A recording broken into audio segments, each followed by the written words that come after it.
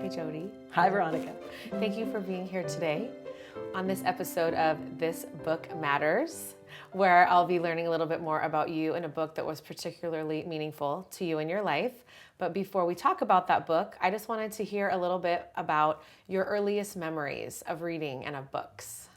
Well, the first book I can ever remember reading or having read to me was Where the Wild Things Are, Maurice Sendak. And I remember very clearly my mother used character voices to read that to me. So it wasn't so much, I love the book, I'll eat you up, I love you so. I still remember that.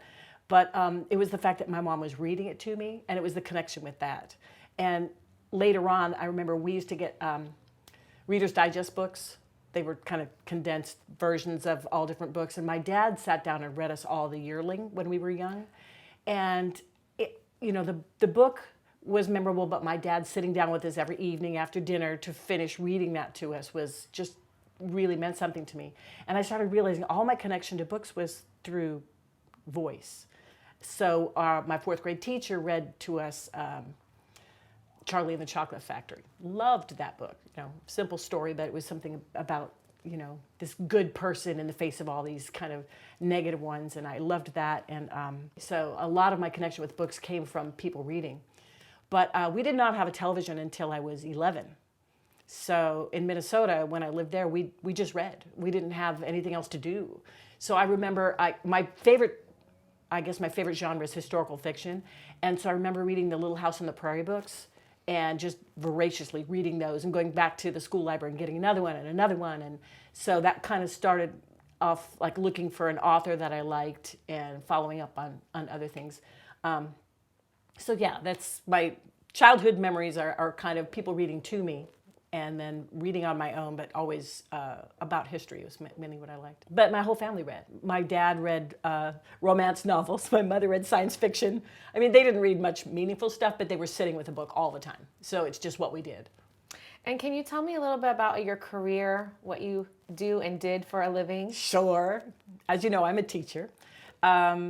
I originally wanted to be an actress. I thought that was my mission in life, and I thought this is, all I thought I was going to do. It didn't even occur to me to do anything else. So I got a degree in theater and then got my pictures done, got an agent, and thought, well, I have to make a living.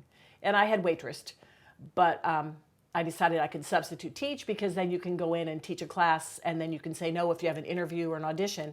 So I started subbing, and I realized that I really liked teaching. My mother was a teacher, and I just never occurred to me to do what my mom did. But I'd always been a little bit of a teacher. Like I used to spend my allowance on little stickers and prizes, and then I would go teach the neighborhood kids and give them rewards. I mean, if you do that when you're 6, chances are it might be what you're supposed to do. So I kind of fell into it. Mr. Beal, the principal of Whitney, came up to me once when I was subbing for band. We were done at 5th period. And he said, could you take 2 more classes for me in the afternoon? I said, sure, I love this school. That's all I said. And he said, I'll owe you a favor. And he called me the next day and said, do you want to teach? And I said, I can't. I'm an actress. I've got to be an actress. And he said, well, just be 2 periods in the morning, just 2 history classes. And then you'd be free all day to do interviews, and you'll make more than you do subbing doing those 2 periods. So I think, okay, yeah, I'll do that. And after that year, I was completely hooked. And I went to Mr. Beal and said, what do you want me to teach? Because I want to be a full-time teacher. I have to get a credential. And he said, English. That's where I made my choice. I mean, I already loved to read, so that was okay with me. And in order to teach theater, you should have a credential in English at that time. So it made sense. And when you taught English, were there any books you particularly loved teaching to your students? Well, it's funny because I taught with another teacher. We both had 9th grade English. And so I think we read Roots, which I reread every year because it's 979 pages or 790, something like that. It's huge. And I couldn't remember the novel well enough. So every summer I read it before I started teaching.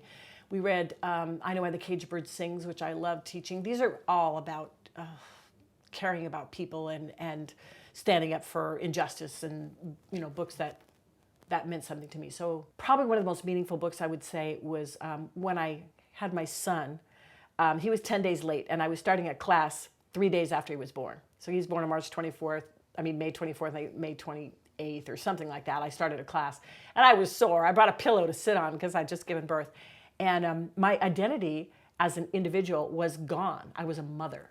And I loved being a mother. But when I went to this class, the teacher and I just talked about, it was a class about poetry, and we talked about Walt Whitman like there was no tomorrow. And reading through this poetry and kind of connecting it to giving birth and the process of life and how everything is beautiful and there's beauty in everything you see. And the rest of the class, this is a nighttime class, and they're tired and they're rolling their eyes. And the teacher and I just, talked about it. Again, this is another book that I shared reading out loud with somebody and then began to enjoy. And I've not read a lot of poetry for fun. I've read it mostly because it was assigned to, but I do enjoy it. But for some reason, that book and that semester or that class really connected with me. The meaning of what Walt Whitman had in mind. And he loved Abraham Lincoln, and I love Abraham Lincoln. That was passed to me from my mother, just this respect for this great man, and he wrote a lot about him, so something I remember.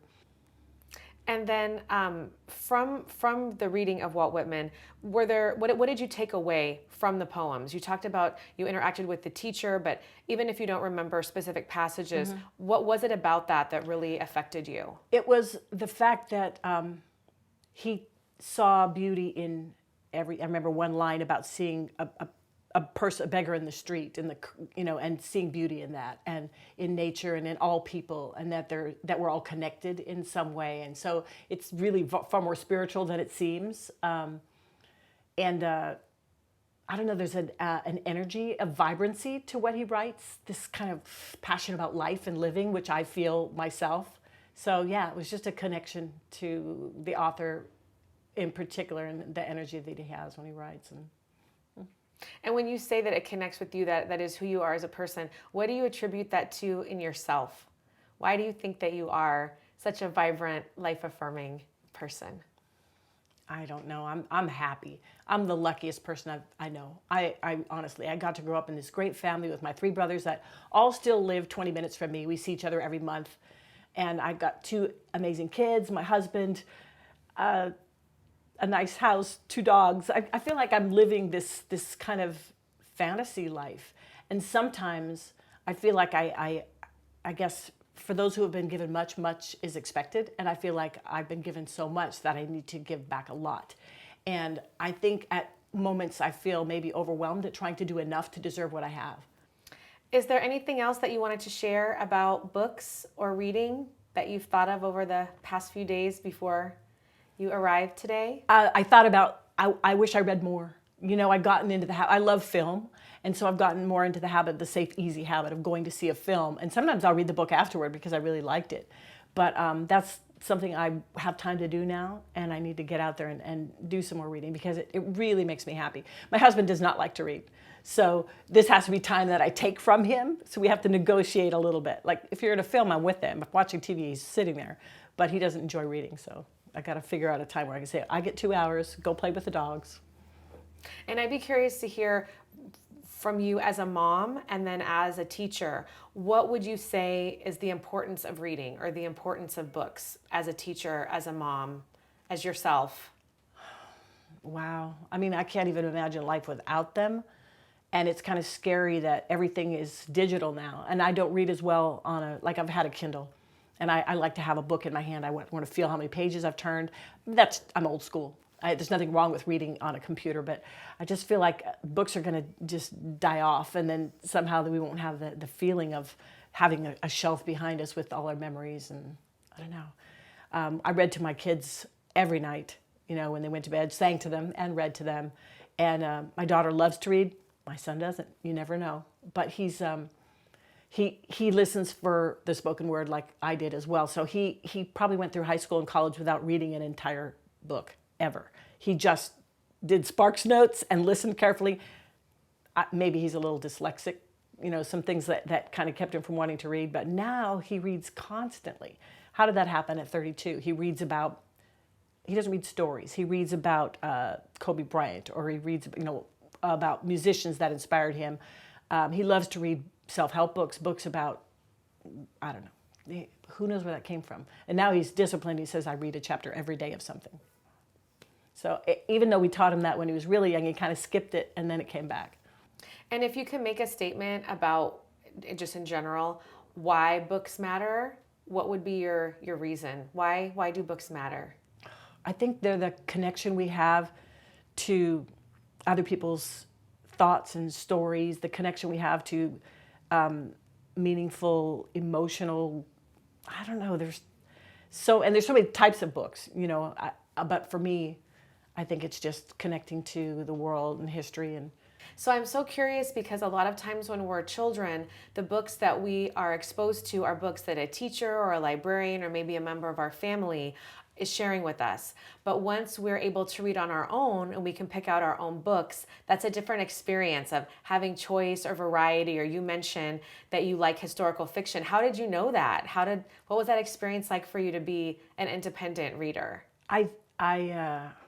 Because I think that I mentioned the Little House books, Little House on the Prairie, and for some reason reading what somebody else's life was like at another time and what feelings were going on. I was pretty young, but I remember telling the librarian at I think that was elementary or middle school. I went to 6th grade middle school, and I talked to the librarian and said how much I liked those books and did they have any others, and so she would recommend some, and then she kind of showed me a section, and I just go check out a couple of books and read them, take them back. I mean, that was back when homework was easy, when I was pretty young, 11, 12, and I had time to read more. A book that I read on the recommendation of my daughter about a year ago is called The Paris Library. It takes place during World War II, a time period that I'm really, really fascinated by. I don't know why, but I read a lot of books that take place during that time period, and I'm fascinated by books and films about that era.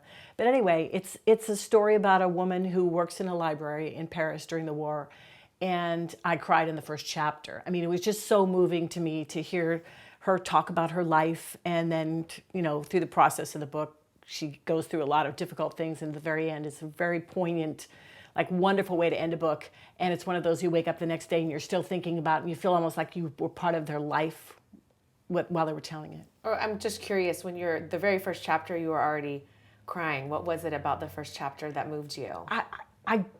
I'm not sure why. I just already cared so much about the character, which is great work on the author's part. Also, it was a book that my daughter recommended, I hadn't read in a while, so it was kind of just getting back into this. This is something I love to do, but I forget until I do it. And, I don't know what was going on in my life at the time, but I needed the book, I think that the books you read make up part of your character and the way you behave toward people, and you learn what someone does and you don't do that, or you do choose to because it was a kind way to be. It's kind of like in the fabric of who I am. Jodi, thank you so much for joining me today. I loved hearing all about the books that matter to you. Thank you for inviting me. It was kind of a nice little stroll down memory lane to think about it myself. Thank you.